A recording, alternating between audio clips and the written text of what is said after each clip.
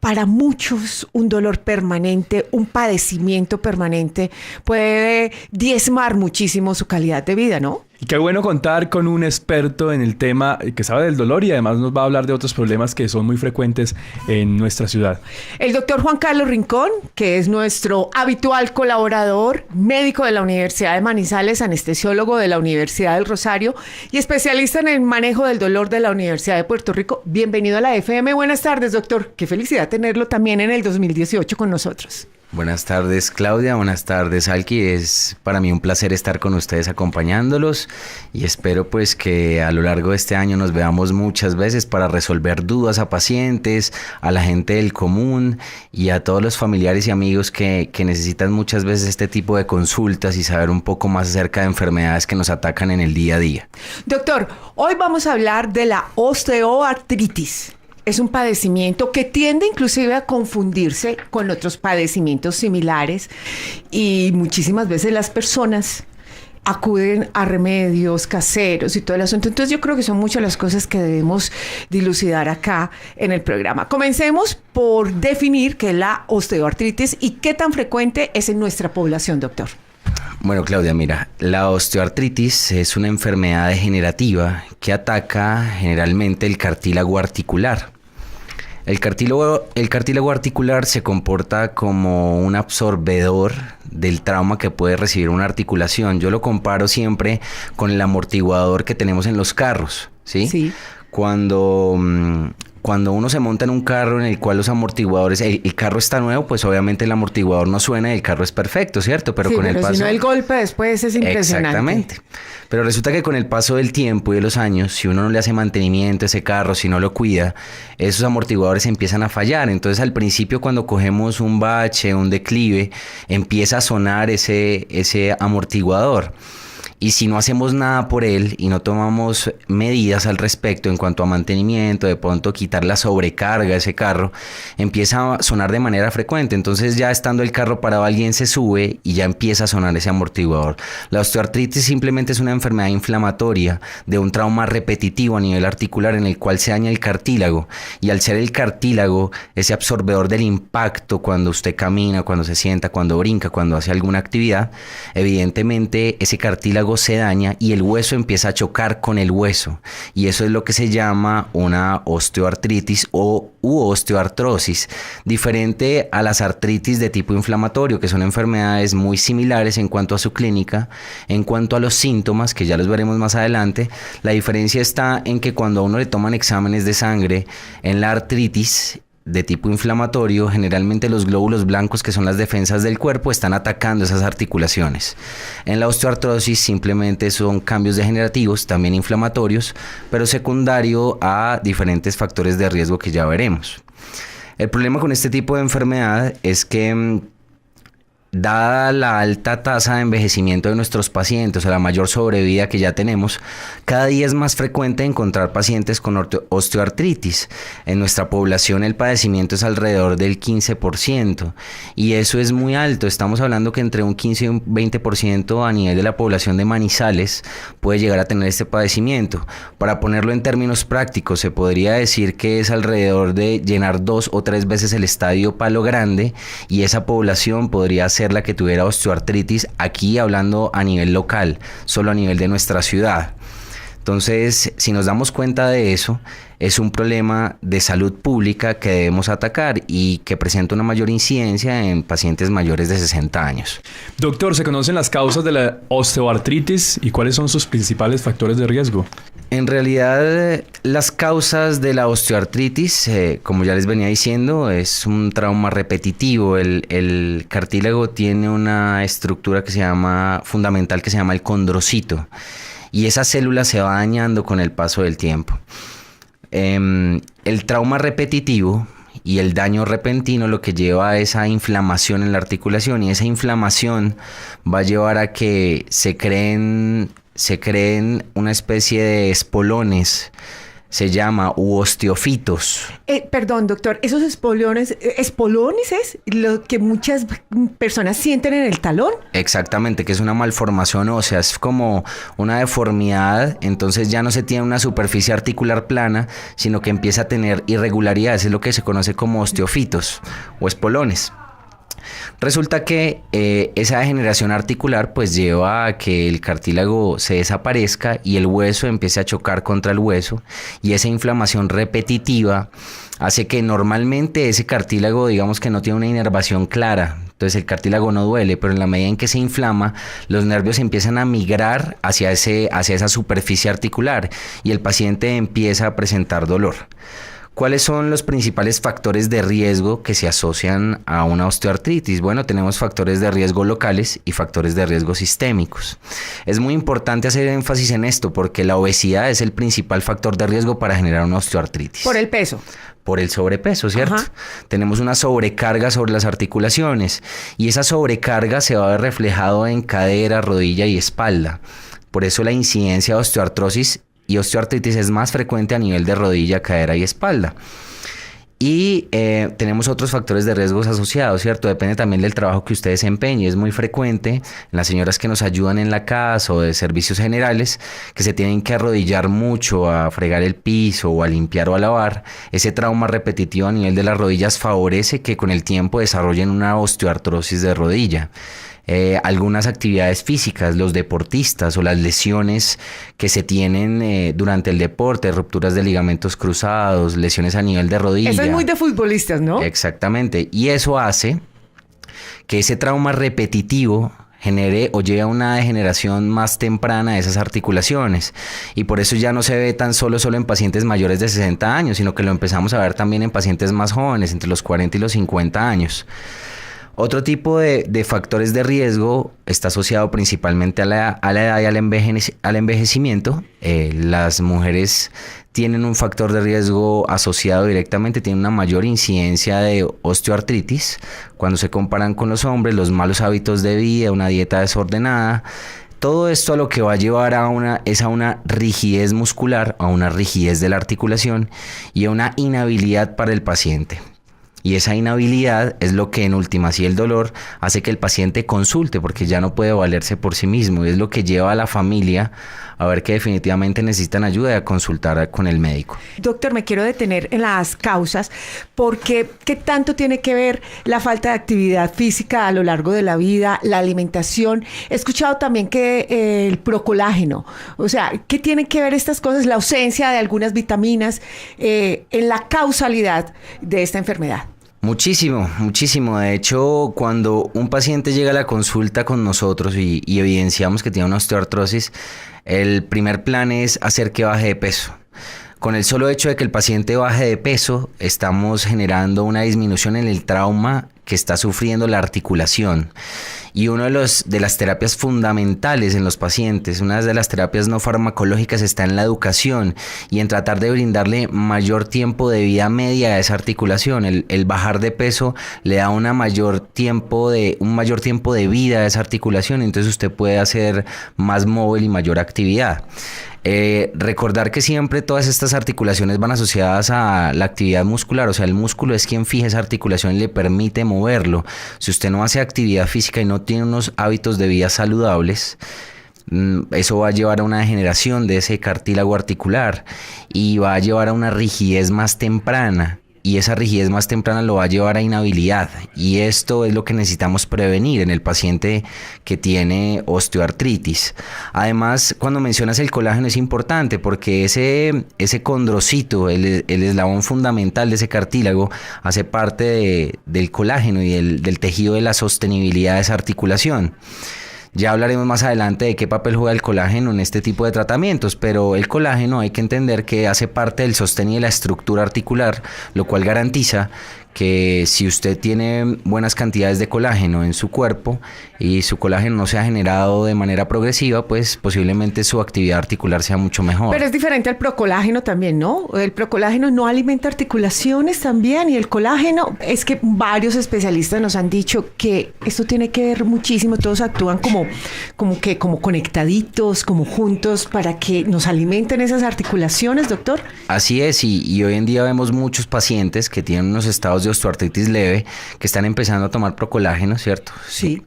Y tienen un muy buen resultado. Cuando vamos a la evidencia clínica, ya algo más estructurado, y revisamos guías europeas y americanas, generalmente ellos no dan un concepto acerca del uso de este colágeno, tal vez porque no existen los estudios suficientes que demuestren el aval para que la gente lo utilice.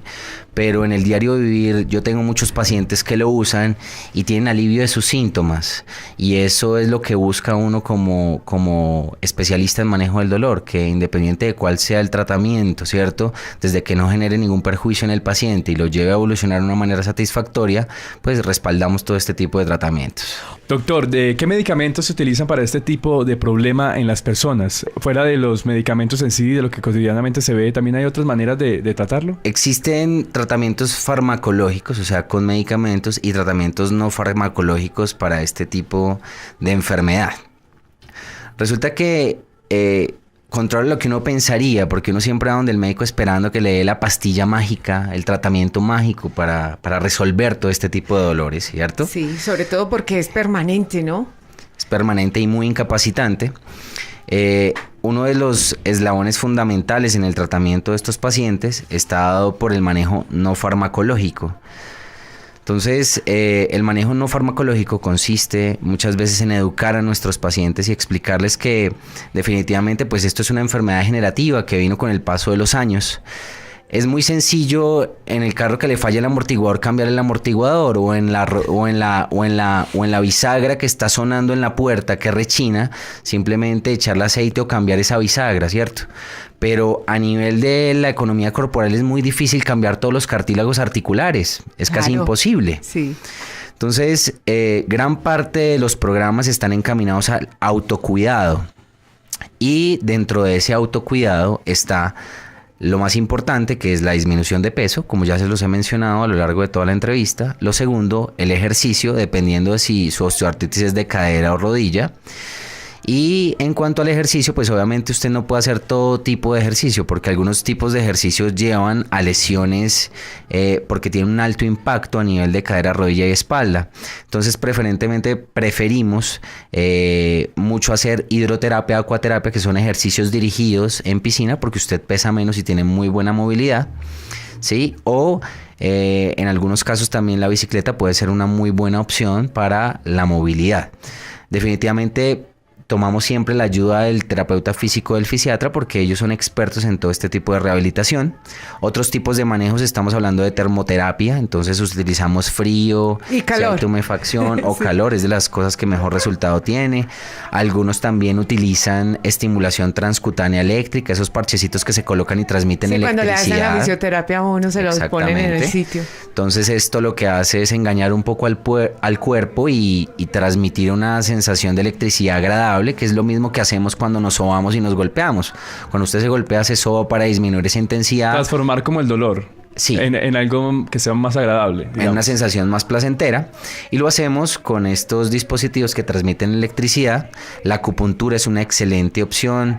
Láser terapia, magnetoterapia, electroestimulación. Bueno, existen muchas otras terapias que no se basan solo en el manejo farmacológico, porque dejarle todo esto a los fármacos y creer que los medicamentos son los que van a hacer la mayor parte del trabajo es mentirle al paciente. El médico simplemente es un instrumento más para ayudar a aliviar al paciente, pero la realidad es que el médico hace un 30, un 50% de esto, y el 50% restante lo hace el paciente, cambiando sus hábitos, haciendo caso a las instrucciones, tomando los medicamentos, haciendo ejercicio, teniendo una actividad y dejándose guiar y ayudar de todos los especialistas pues que estamos a su alrededor. Doctor, pero hablemos de los síntomas, porque la gente, ¿cómo puede reconocer que está de pronto padeciendo algo? Porque un dolor muchas veces no es indicador de qué parte del cuerpo está afectada, pero sí hay algunos que se presentan con mayor frecuencia y que comprometen las articulaciones.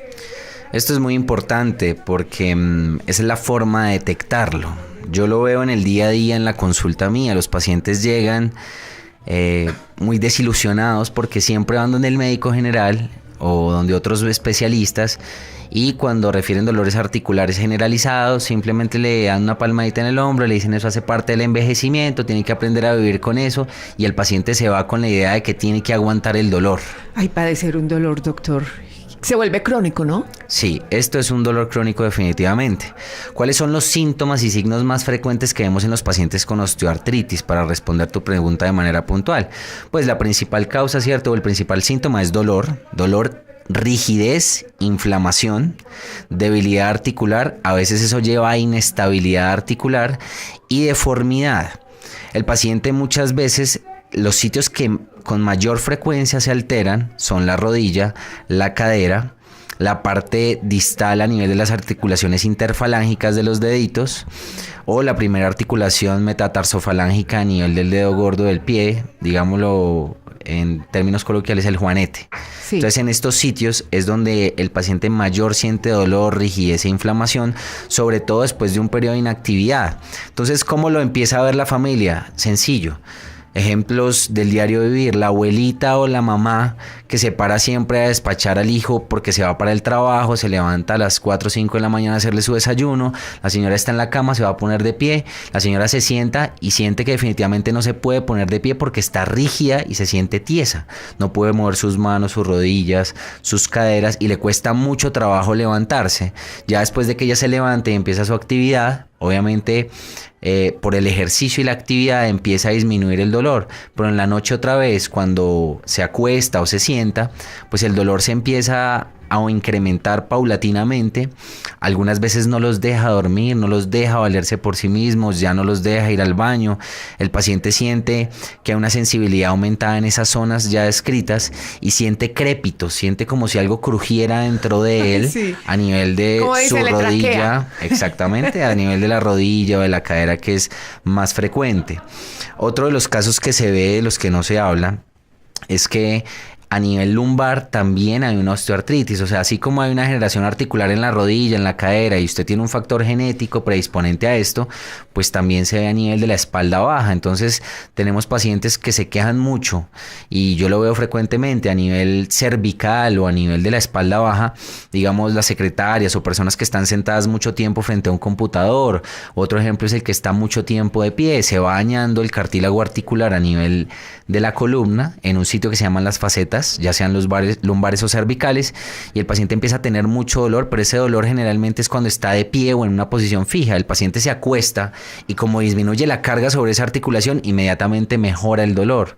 Entonces no crean que es solo a nivel de la rodilla y la cadera que se ve la osteoartritis en las manos, sino que también en la columna es muy muy frecuente. Doctor, ¿cómo se logra el diagnóstico de esta enfermedad? O sea, digamos, a través de qué tipo de exámenes. Bueno, como hablamos de una enfermedad que daña el cartílago, digamos que la forma de evidenciarlo en su manera principal y más básica es con una radiografía, ¿cierto? Porque ella nos va a hablar de la estructura cartilaginosa y ósea. Entonces empiezan a ver que las articulaciones ya no son lisas, sino se empiezan a ver irregularidades en ellas, y el diagnóstico principalmente en cuanto a imágenes se hace por radiografía, pero los síntomas del paciente son fundamentales para hacer un adecuado diagnóstico, y el examen físico.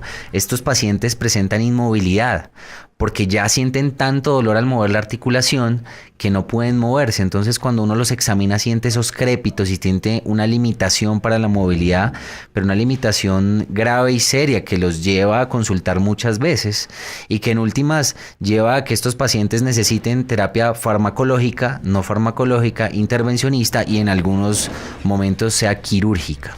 Hablando de esos fármacos, de los medicamentos que se utilizan, ¿qué han encontrado ustedes que raya de pronto con el tratamiento de otras enfermedades? Me explico. Si el paciente es diabético, si tiene VIH, si tiene una hepatitis, bueno, no sé si una hepatitis, pero de pronto otro tipo de enfermedades que esté padeciendo paralelamente, ¿cómo hacen esa intervención de la enfermedad?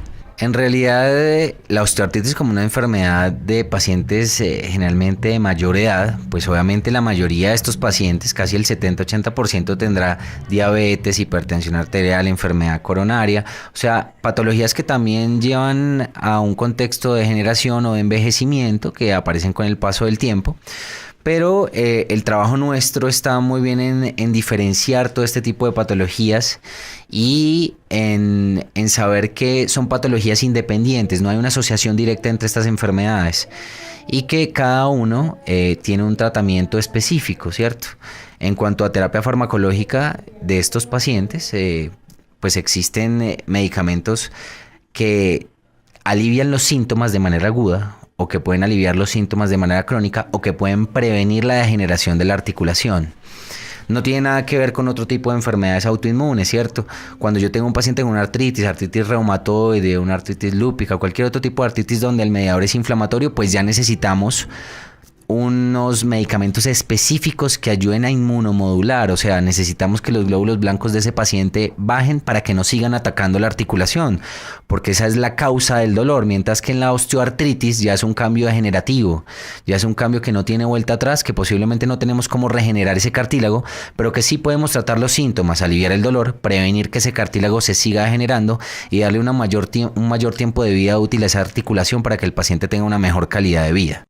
Doctor, ¿qué podemos concluir de todo esto? Primero que todo, que no estamos haciendo ejercicio, podría ser, que la gente tiende a restarle importancia a los hábitos de vida, pero ustedes también, ¿qué han visto, por ejemplo, en los pacientes, digamos, acá en el eje cafetero? Porque es que acuérdese que venimos de tradición gastronómica totalmente diferente, de pronto un poco de pasividad, ocio, ¿qué es lo que ustedes han encontrado?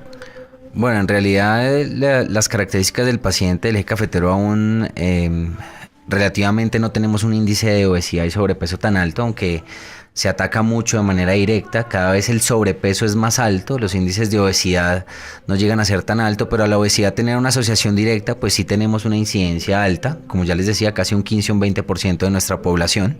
Existen diferentes tipos de terapias y voy a resaltar un poco esto. Sí. Existen terapias con medicamentos que definitivamente el eslabón fundamental para esto es el acetaminofén. Muchos hablarán más del acetaminofén, pero resulta que en este tipo de enfermedades, al ser inflamatorias, si le damos a un paciente antiinflamatorios no esteroideos, o sea, estamos hablando de Advil, naproxeno, ibuprofeno, estos tipos de medicamentos a largo plazo en el paciente mayor de 60 años lo van a llevar a tener gastritis o a producirle una falla renal. O sea, son medicamentos que usted no puede tomar por periodos largos de tiempo y que en nuestro medio se abusa mucho de ellos. Sí. Al ser una enfermedad inflamatoria, claro, responde muy bien. Y en el peor de los casos la gente se automedica antiinflamatorios. Es que ese es el problema, la automedicación, porque tenemos un acceso muy sencillo y muy fácil a él y creemos que es inocuo y que no produce ningún daño. Pero en un paciente con osteoartrosis que tome antiinflamatorios no esteroideos, empieza a tener riesgo de enfermedad acidopéptica, o sea, gastritis, hemorragias intestinales, daño renal, fallo renal agudo, fallo renal crónico, o sea, las complicaciones son muy severas.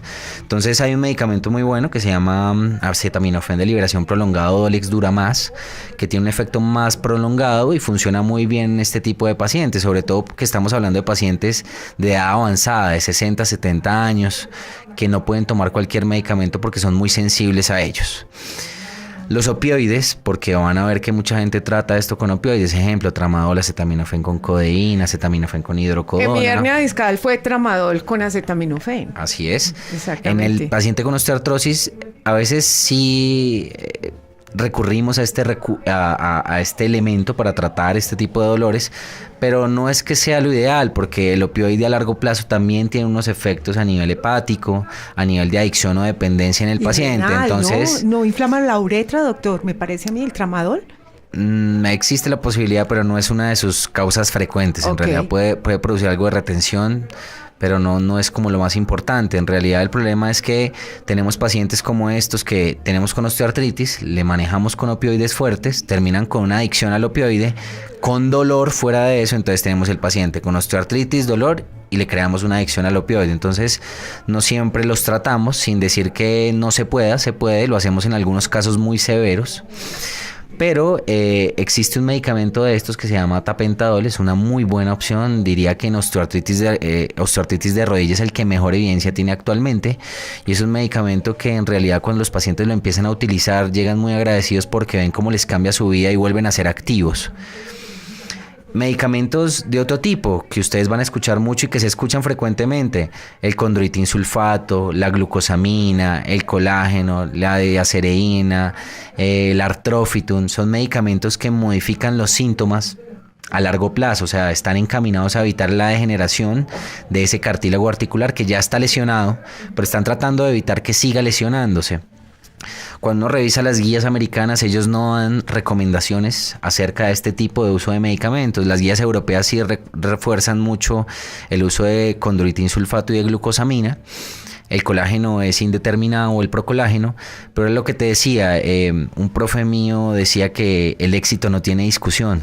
Y entonces muchos de estos medicamentos no generan ningún perjuicio en el paciente, generan un beneficio, el paciente siente que está mejorando, definitivamente hay que usarlo. Y si eso mejora la condición de vida de mi paciente, lo hace más funcional y activo, hace que vuelva a recuperar su actividad física. Por ejemplo, para los abuelitos es fundamental ir a la iglesia, y muchas de las personas que nos consultan, que son abuelitos, consultan porque ya no pueden ni ir a la iglesia el domingo ni disfrutar de algo que para ellos hace parte de la esencia de su vida. Entonces, eso en cuanto a los medicamentos, ¿cierto? ¿Cuál es el manejo intervencionista de esta enfermedad? Y en cuanto a terapia intervencionista, que es, digamos, lo que ha cambiado este contexto, porque muchas personas piensan que al tener osteoartritis ya no hay nada más que hacer por ellos. Sí. Pero tenemos el contexto del paciente de 70 años que tiene 70, 80 años, que tiene falla cardíaca, que está anticoagulado, que tiene muchas enfermedades, que no se puede llevar a reemplazo articular. O sea, el dolor lo que lleva es a que le reemplacen a uno la articulación. Pero hay pacientes los cuales no son candidatos porque es mucho el riesgo. Entonces, ¿qué hacemos con este tipo de pacientes? Generalmente los especialistas en manejo de dolor intervencionistas ponemos esteroide anestésico local dentro de la articulación, ya sea guiado por ecografía o por un equipo de rayos X, y si tenemos buena respuesta, en ocasiones también localizamos los nervios que inervan la articulación y los infiltramos. Y si tenemos una buena respuesta, un alivio del dolor mayor al 50%, a veces al 60%, llegamos y quemamos esos nervios con radiofrecuencia, con unos equipos especiales, y eso hace que denervemos la articulación. Entonces, al denervar esa articulación, ya esos nervios no transmiten el estímulo doloroso y el paciente se vuelve más activo porque no siente dolor.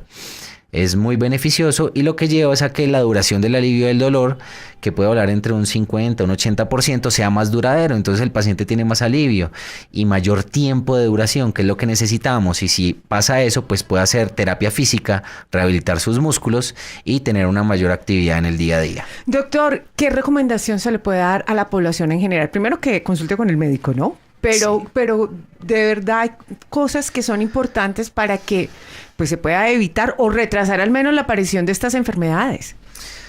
Bueno, los hábitos de vida saludable, aprovechando que es martes de salud y hábitos de vida saludable, es fundamental en todo este tipo de enfermedades degenerativas.